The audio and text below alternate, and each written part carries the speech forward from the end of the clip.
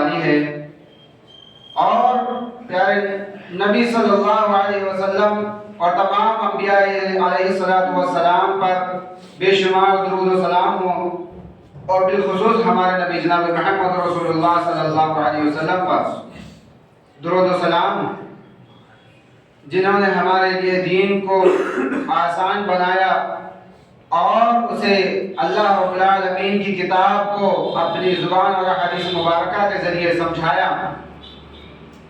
پیارے نبی صلی اللہ علیہ وسلم کو ہمارے لیے اللہ رب العالمین نے رحمت قرار دے کر بھیجا، اور سلامتی ہو ان تمام صحابہ اکرام رضوان اللہ علیہم اجمعین پر جنہوں نے دین کی خدمتیں انجام دی اور قربانیوں کو پیش کیا۔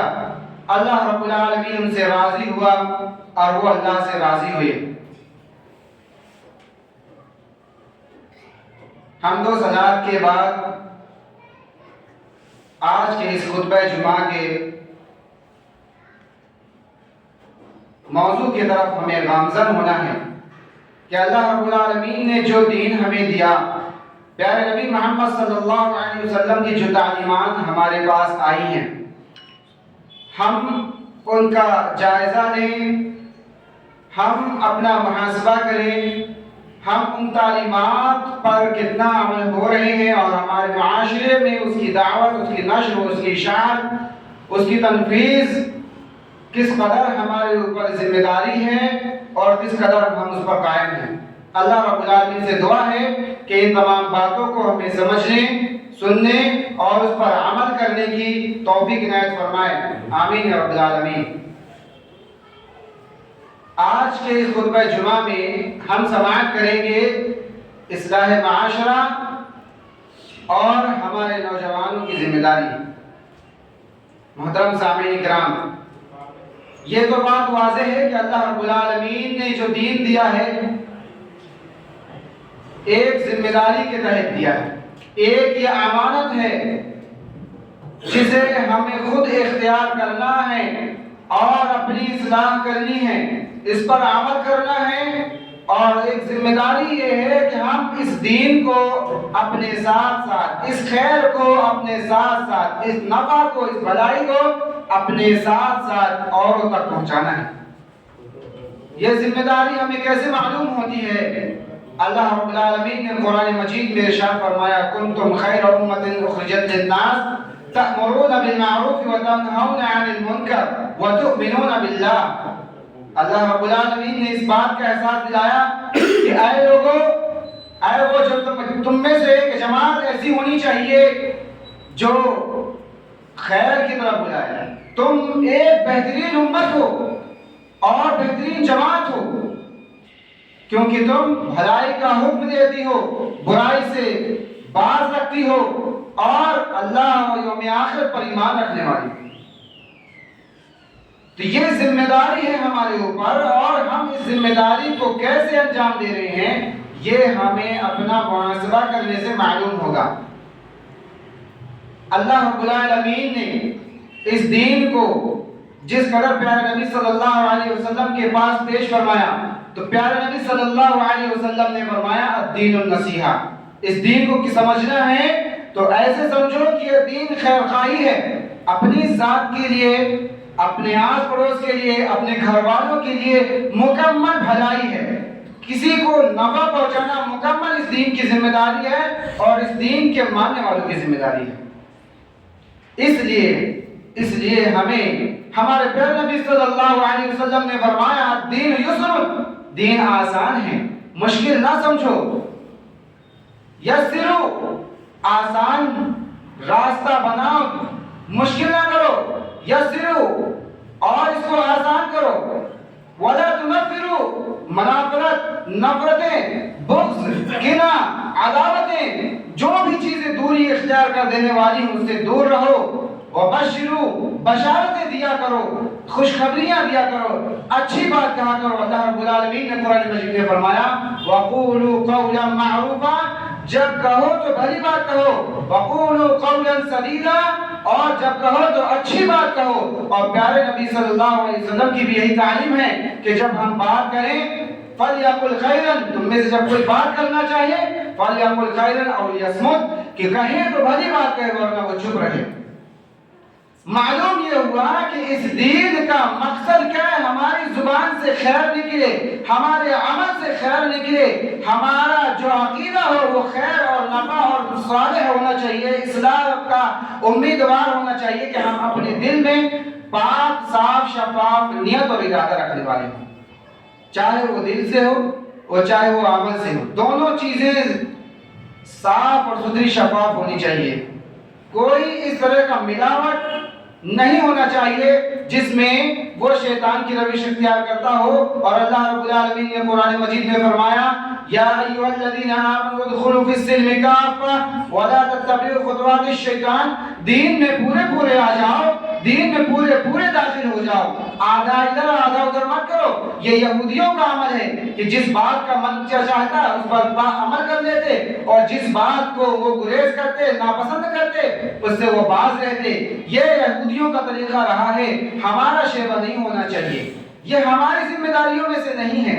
ہمیں تو یہ دیکھنا ہے کہ اللہ رب العالمین نے ہمیں کس بات کا ذمہ دار بنایا ہے۔ ہم ایمان لانے کے بعد صرف اپنے نفس کی چاہتے ہیں، صرف اپنا خیر خواہ دیکھتے ہیں، یا ہم اوروں کو بھی اس خیر خواہی کے لائق سمجھتے ہیں، اس تک خیر پہنچانے کی ذمہ داری اپنے آپ کو مانتے ہیں نہیں، ذمہ دار سمجھتے ہیں یا نہیں سمجھتے ہیں، اور اس کا حق ہم ادا کر رہے ہیں۔ اس سے غافل نہیں رہنا چاہیے۔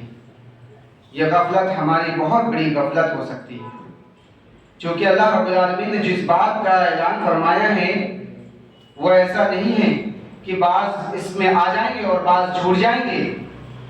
ہم اس بات کی ذمہ دار ہیں جس بات کو پیارے نبی صلی اللہ علیہ وسلم نے صحابہ کرام کے ذریعے کتاب و سنت کے ذریعے سے ہم تک پہنچایا ہے۔ اللہ رب العالمین نے ہمیں دین دیا ہے، کتاب و سنت دیا ہے، سلف صالحین کا منہج دیا ہے، صحابہ کا طریقہ دیا ہے، خالص توحید دی ہے، خالص کتاب و سنت دی ہے، صاف اور شفاف ایمان دیا ہے جس میں کوئی ملاوٹ نہیں۔ اگر ملاوٹ ہوگی تو آپ کیسے باقی رہیں گے؟ آپ کا ایمان آپ جائزہ لے لیں، اگر اس میں ذرہ برابر بھی توحید کے ساتھ شرک آیا تو آپ کا مقام کہاں ہوگا؟ اس توحید اور سنت کے ساتھ ذرہ برابر بھی اگر بدعت کی بو آ گئی تو اس دین و ایمان کا کیا مقام ہوگا؟ لیکن اس کے پیش نظر ہماری ذمہ داری معاشرے میں یہ ہے کہ ہمارا دین ہمیں یہ سکھلاتا ہے کہ جس پلیٹ میں ہم کھاتے ہیں اس پلیٹ میں کھانا کھاتے کے ساتھ یہ بھی نیت رکھیں کہ ہم اگر جو 2 روٹی کھا رہے ہیں تو 1 روٹی ہمارا دوسرا بھائی بھی کھا لے، اگرچہ نہیں ہے لیکن نیت یہ ہو کہ ہمارے ساتھ ہمارا خیر دوسرا بھی حاصل کر رہا ہو۔ ہم جس مال کو خرچ کر رہے ہیں یہ مال میں ہمارا دوسرا بھائی بھی حق رکھتا ہے۔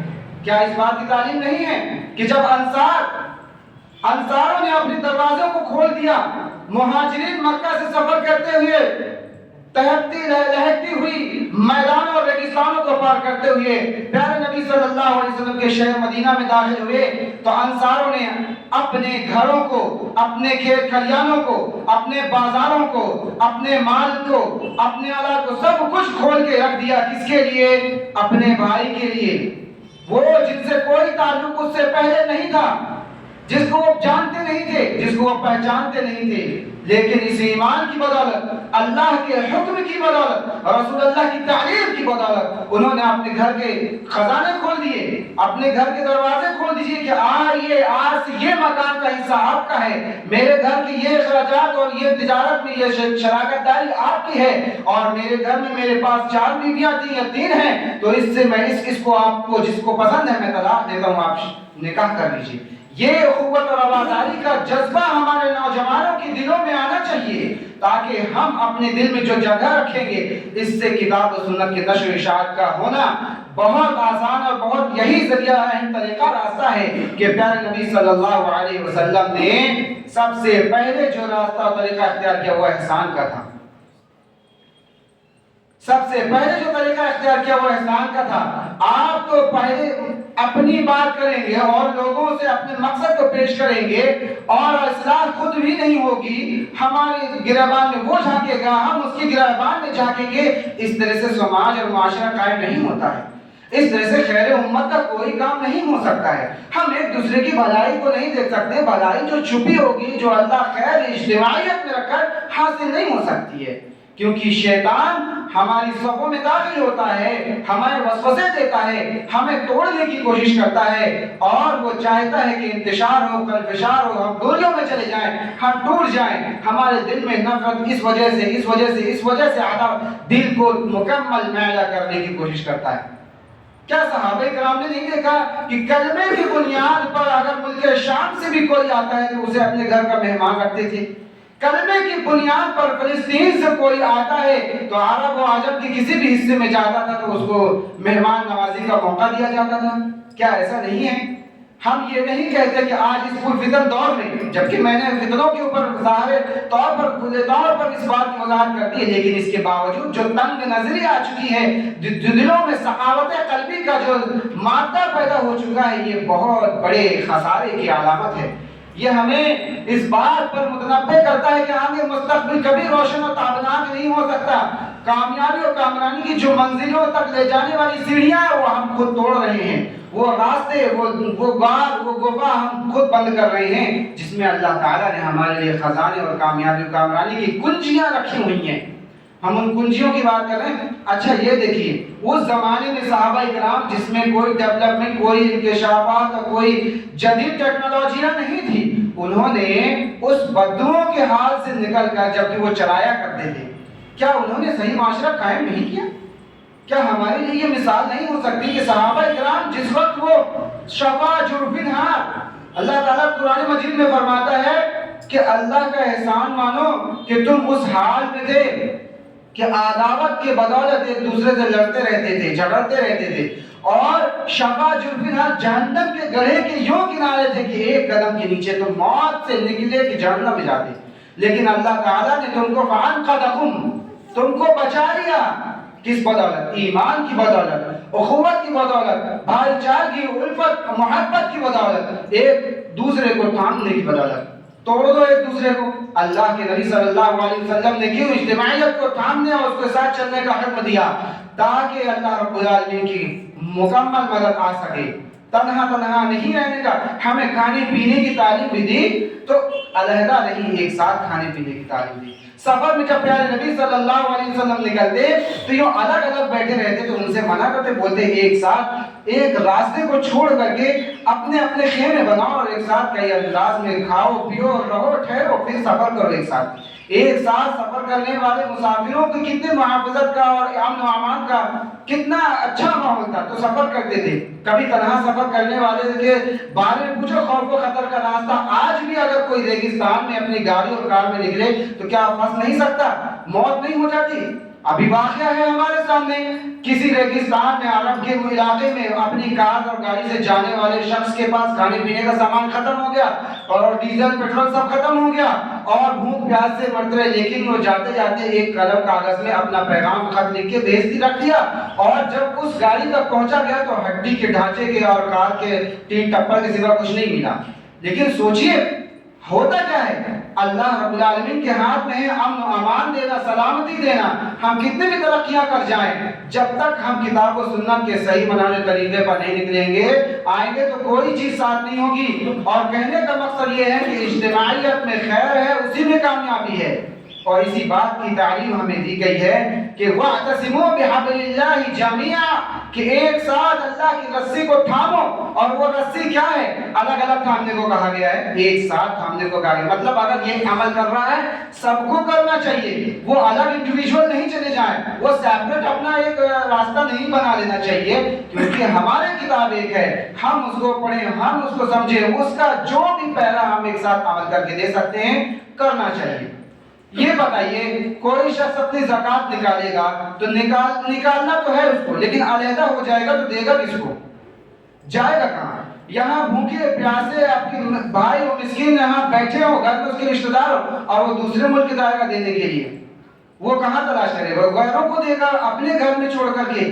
یہ چیز کیا ہے؟ یہ خاندان کو توڑنے والی چیزیں ہیں اور ہمارے بھائیوں کے معاشرے کے سماج میں دلوں کو منافرت کی طرف لے جانے والی چیزیں ہیں.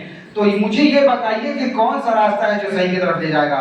وَأَصْلَحَ بَيْنَهُمْ، تو اپنے درمیان جو اصلاح کرنے والے ہیں، اصلاح کا مطلب یہ ہے کہ اس معاملات میں جو کجی ہے، اتار اور چڑھا ہے، اس کو سائڈ میں کر کے، کنارے کر کے اس طرف پڑھیں گے۔ کتنی بار آپ نے دیکھا خلفائے راشدین میں جب خلافت کا موقع آتا کہ دوسرے کا انتخاب ہونا ہے تو کتنے لوگوں نے اختلاف کیا؟ کبھی کسی نے نہیں کیا۔ کیوں نہیں کیا؟ خوف و خطر اللہ رب العالمین کا ڈر ہوتا تھا، کہیں ایسا نہ ہو ہماری گرفت ہو جائے، کہیں نہ ہو میرا بھائی اس وجہ سے ناراض ہو جائے، کہیں ایسا نہ ہو میں کسی گناہ کے سکنجے میں ہوں، میں ہرگز نہیں آگے بڑھنے والا۔ لیکن جب بات آ جائے کہ آگے جانے والی جماعت ہے، سفر میں جانے والی ہے، یمن کو جانے والی ہے، سب کے گھر سے خیرات اور اس کے عطیات اور تحفے وہ جو کچھ بھی دینا ہوتا تھا حاضر ہوتا تھا۔ کوئی کہہ دے کہ رسول اللہ کہہ دیے تھے کہ یہ قافلہ آیا ہوا ہے، اس پہ خرچ کرنا ہے، اور کوئی پیچھے رہ جائے۔ بتائیں، ہم دیکھیں آج اپنے معاشرے کو کہ ہم ان لوگوں کو نہیں دیکھتے جو واقعی ضرورت مند رہتے ہیں، جن پر خرچ کرنا چاہیے، جن کو دینا چاہیے، جن کی تعلیم کے بارے میں ہمارے اہل ثروت اور دانشور لوگوں کو آگے آنا چاہیے، وہ کیسے پیچھے ہیں؟ ہم سوچ رہے ہیں وہ اس کا بچہ ہے، میں کیوں پڑھاؤں گا، میں کیوں سوچوں گا، میرا بچہ تو صحیح اسکول میں پڑھ رہا ہے۔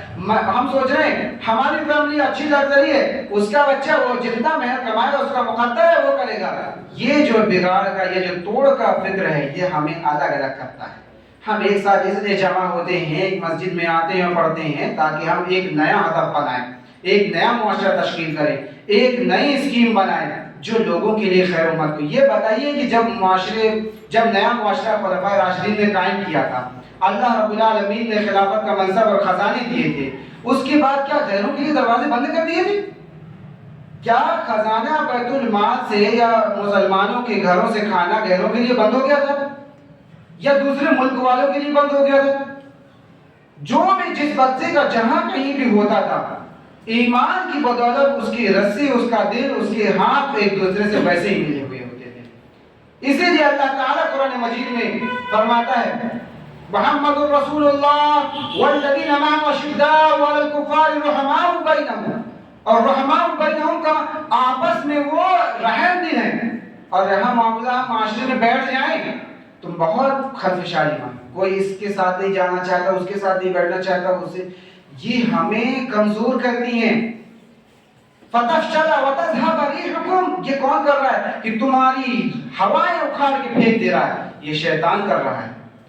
ہم کس بات پہ اتفاق کیوں نہیں کر سکتے ہیں؟ اللہ تعالیٰ کہہ رہا ہے کہ وَاعْتَصِمُوا بِحَبْلِ اللَّهِ، اور ہم حبل اللہ کو چھوڑ رہے ہیں۔ ہم اللہ کی رسی، ہم قرآن مجید کو نہیں پڑھ رہے ہیں، ہم قرآن مجید کو نہیں سمجھ رہے ہیں، ہم کسی ایک میٹر پہ نہیں آ رہے ہیں۔ یہ اصلاح کی ضرورت ہے۔ معاشرہ، میں یہاں خطبہ دے رہا ہوں تو یہاں کے لوگوں کے حساب سے کہوں گا، میں بنگلور کو مخاطب نہیں کروں گا کہ بنگلور کے لوگوں حیدرآباد کا واقعہ سناؤں، وہاں کے لوگوں کا میرے گھر کا معاملہ آیا، یہاں میرے بھائی لوگ بیٹھے ہیں، ہمیں یہاں کام کرنا ہے۔ میں جہاں رہوں گا وہاں میرے بھائی ہیں، میرا دل وہاں کے لیے کھلا ہے، میں اس کے لیے حاضر ہوں، میری جان، میرا مال جو مجھ سے ہو سکتا ہے میں وہ اس کے لیے قربان کروں گا، چاہے میں آبائی وطن پہ ہوں جو میرا جائے پیدائش ہے، چاہے میں یہاں ہوں، چاہے ہندوستان کے میرا حق انہی بھائیوں کے پاس ہے جن کے سامنے میں کھڑا ہوں، جن کے درمیان رہ رہا ہوں۔ وہ میرے کاندھے پر ہاتھ رکھیں گے، میں ان کے کاندھے پہ ہاتھ رکھوں گا۔ اس قدر ہونا چاہیے، یہ نہیں ارے وہ تو فلاں جگہ سے آیا ہے وہ اپنا کر رہا ہوگا، کس قدر میرے دل میں اس وقت تکلیف گزری کہ میری عید تو ہو گئی لیکن وہ جو دوسرے شہر یا دوسرے صوبے سے آیا ہوا تھا اس کی عید یوں ہی ہو گئی۔ کس قدر میرے دل میں وہ گرا پہاڑ گزرا کہ بتاؤ وہ پڑوس میں رہنے والا بچہ پردیس کا تھا، اس نے نماز پڑھی اور گھر میں بس وہی روٹین چالو ہو گیا، اس نے عید کی سیوئی کھائی یا نہیں، اس کو کسی نے پوچھا یا نہیں؟ یہ موقع نہیں آتا، کبھی آتا ہے۔ ارے ہم اس کو تو پوچھ سکتے ہیں نا کہ وہ مسافر ہے، وہ 10 مہینے 4 مہینے رہے گا، اس کے بعد چلا جائے گا، اکیلا ہے، کچھ چیزوں کی ضرورت ہے، جس کو جانتے ہیں جس کو نہیں جانتے، ہم کبھی کسی سے سوال نہیں کرتے وہ کیسا رہ رہا ہے، کیا پتہ۔ یہی تو صحابہ کا عمل تھا کہ کوئی بیمار ہو گیا تو اس کے گھر جا کے سب پہنچ جاتے تھے۔ صرف عیادت ہی نہیں مقصود تھی، مقصود تو یہ بھی تھا کہ ہمارے معاشرے میں کوئی فرد تنہا نہ محسوس کرے، تنہا محسوس کرنے لگتا ہے میں تو اکیلا، میں تو کمزور ہوں، ہمارا تو یہی مقام۔ ایسا ہرگز نہیں ہونا چاہیے۔ دین کے لحاظ سے جان و مال یا جو کچھ بھی ہماری وہ سعادت قلبی ہے اس کے لحاظ سے حاضر ہونا چاہیے، جتنا ہم پیش کر سکتے ہیں۔ یہی تو عربوں کا مقام تھا، اسی لیے تو وہ اپنی سخاوت میں مشہور تھے۔ اللہ تعالیٰ نے اس کا انتخاب دنیا عالم سے ہٹا کر کے وہاں کیوں کیا؟ وہ مقصد ہے، اللہ تعالیٰ نے ان کو کچھ صفات دی تھی، سخاوت قلبی، وہ دل دریا دلی سے جو ہے پورا اونٹ ذبح کر دیتے تھے، کس بدولت کی مہمان آیا ہوا ہے، اور اچھے اچھے ساخر۔ ہمارا مقصد یہ نہیں ہے کہ ہم بہت زیادہ کر، لیکن ہم کم سے کم اتنا تو کر سکتے ہیں کہ کوئی آنے والا مسافر اس کو کھانے کو پوچھ لے، اس کی خیریت پوچھ لے۔ دن میں اگر اتنا ذرہ برابر بھی احساس نہیں ہے تو ہم کس بات کے خیر خواہ ہیں؟ کس دین کی خیر خواہی کے نام کو ہم لے رہے ہیں؟ یا کون سی غفلت میں ہم سو تو رہے ہیں، روزانہ سو رہے ہیں، روزانہ جگ رہے ہیں، روزانہ کھا رہے ہیں، روزانہ جا رہے ہیں، روزانہ آ رہے ہیں، کس بات کی کمی ہے؟ ہم محاسبہ نہیں کریں گے اپنا کہ دن کے 24 گھنٹے میں کب ہم نے کسی سے کسی کے بارے میں دکھ تکلیف کا جائزہ لے لیا؟ خدا نخواستہ ہماری زندگی میں دکھ اور تکلیف آ جائے گی تو ہم کیسے احساس کریں گے؟ پھر ہمارے وقت میں ہم کو ہماری تکلیف میں فلاں نے نہیں پوچھا، ہم کو ہماری تکلیف میں کسی نے نہیں پوچھا، ہم اکیلے رہ گئے تھے۔